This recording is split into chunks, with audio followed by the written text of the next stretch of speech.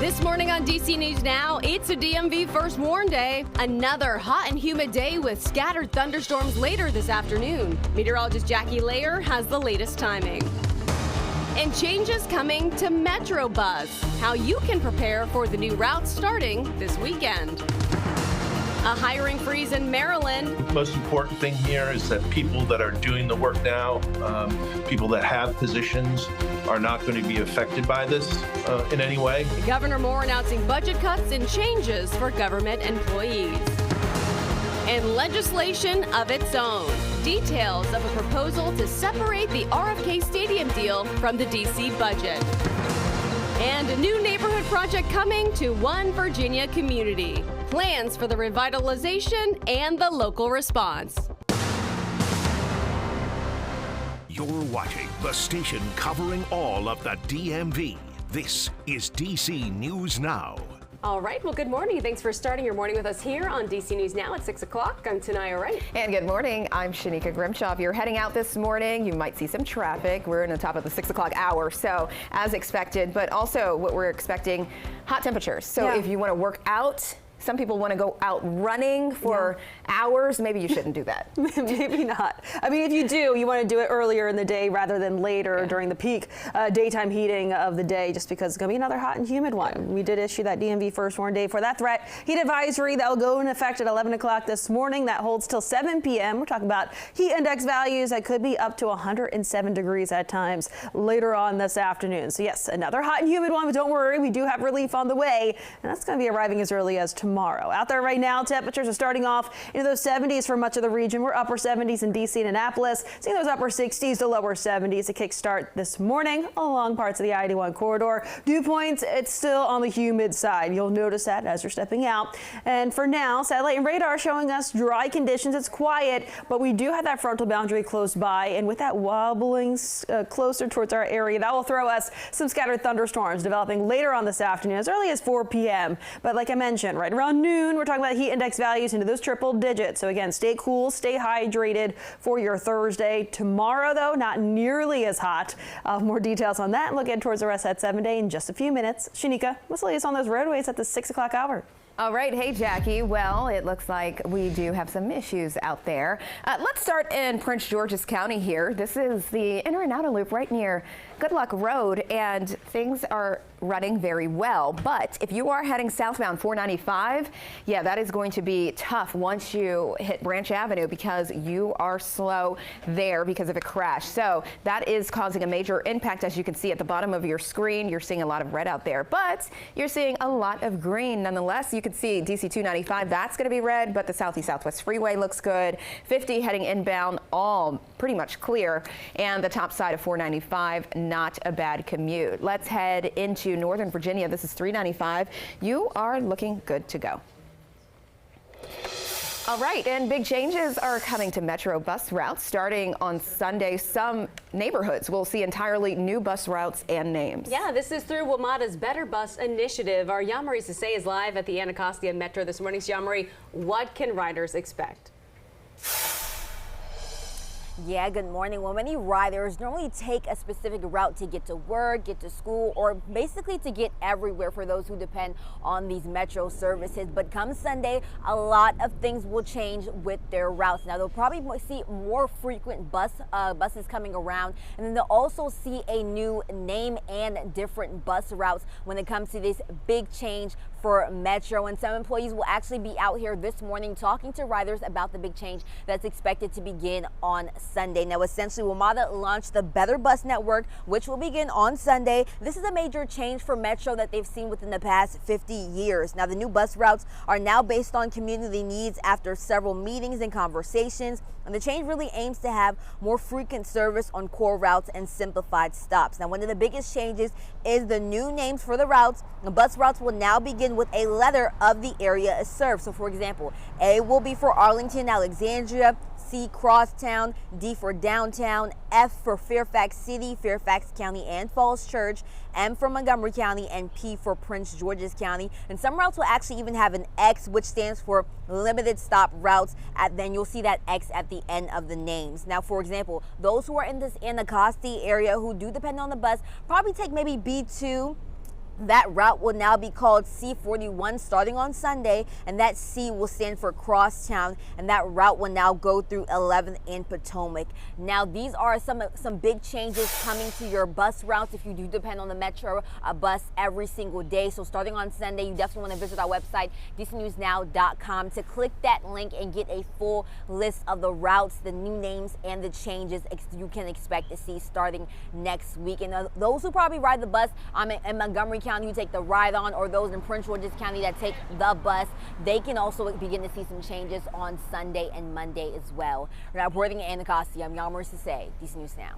All right, thank you, Yamari. Well, soon there could be fewer jobs in Maryland. Governor Moore is looking to cut down on the number of state workers to save money. Yeah, he's putting in a hiring freeze and soon offering buyouts. But as DC News Now's Daniel Hamburg tells us, some lawmakers say this could have been avoided. Yeah, Republicans tell me it's a problem that should have been solved in the 2026 budget. It was signed into law by the governor last month. Moore says they cut more than $2 billion in targeted cuts and spending actions. But in a letter to state employees, he says the budget requires the executive branch to make $121 million in staffing cuts. To achieve that, he announced the rollout of voluntary buyouts, eliminating vacant positions, and a hiring freeze starting July 1st. Moore says they're also looking at possible facility consolidations to cut costs. He says they're taking a responsible, deliberate, and innovative approach to making state government work for Marylanders. Minority Whip Jesse Pippy says Republicans warned this would happen and blames the governor, while the union representing thousands of state workers says it's a good thing no one is being fired. Less than a week ago, the governor announced that he was spending $400 million on pet projects throughout the state. And then a couple days later, we're now having to make tough decisions related to our state's workforce. The most important thing here is that people that are doing the work now, people that have positions, are not going to be affected by this in any way. That was our number one priority, to make sure that the people of Maryland continue to receive the services that they need. Again, the hiring freeze starts July 1st. The details of the buyouts will be announced in the next several weeks. In the studio, Daniel Hamburg, DC News Now. All right, 6:07 this morning, the Trump administration is filing an unusual lawsuit suing some Maryland judges who ruled against the president. The suit is against several judges who blocked President Trump's efforts to immediately remove any detained immigrants who request a court hearing. The judges say ICE cannot deport immigrants until they have their due process. The Trump administration says the automatic pause violates a Supreme Court ruling and impedes on the president's authority to enforce immigration laws. And a significant loss in the district, the Department of Housing and Urban Development is moving to Northern Virginia. Governor Youngkin made the announcement that HUD's 2,700 employees are heading to a building in Alexandria. The head of the agency says the current space in the district's old area is a hazard. This move also signifies a prioritization of health, safety, and well-being for our HUD workforce. And I would hope that no leader in government or otherwise would expect staff to work every day in an atmosphere where the air quality is questionable, leaks are nearly unstoppable, and the HVAC is almost unworkable. Representing the federal worker says move is to give the HUD secretary a palatial new office while displacing 2,000 workers from the National Science Foundation who currently occupy that building. And in the district, the D.C. Council could be pulling the deal for a new Commander Stadium from the 2026 budget, instead opting to vote on a standalone piece of legislation. Chairman Phil Mendelson introducing this legislation on Friday, and DC News Now's Mariel Carbone telling us what it means for the proposed stadium. It is no surprise we're seeing this. Chairman Phil Mendelson has said that he intended to separate it out this way, and council members have said that they wanted to slow down the process. So now this legislation really just acts on that notion. Now, the bill itself, the legislation, doesn't make any substantial changes to the deal. It's still a $4 billion project, with D.C. contributing $1 billion in total. The funding for it, it'll remain in the budget for 2026. But by separating the language of the deal out of the budget and into its own piece of legislation, it gives council the time and opportunity to hold a public hearing and really do more due diligence. Councilmember Kenyon McDuffie, a co-sponsor on this bill, reassuring people that this does not jeopardize the deal. Deal done. I'd love to have this deal done.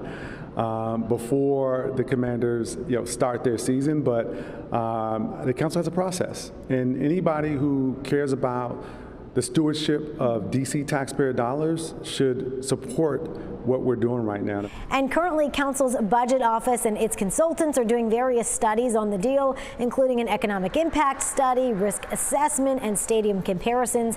Those should be completed by early to mid-July for consideration. Now, this standalone piece of legislation, it's expected to be discussed on July 1st, but the timeline beyond that is unclear. We know that the Commanders want this deal voted on for at least the first time by July 15th. I did reach out to the Commanders, and a spokesperson tells me that they're hopeful that Council can continue to work on this deal in an expedited manner.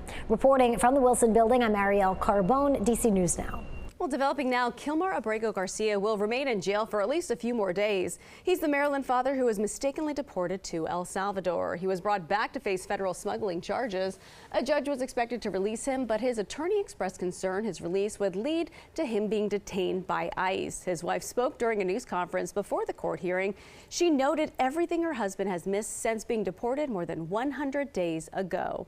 Over 3 months, we've had to stand and plead for his liberation. He missed birthdays, graduations, and Father's Day.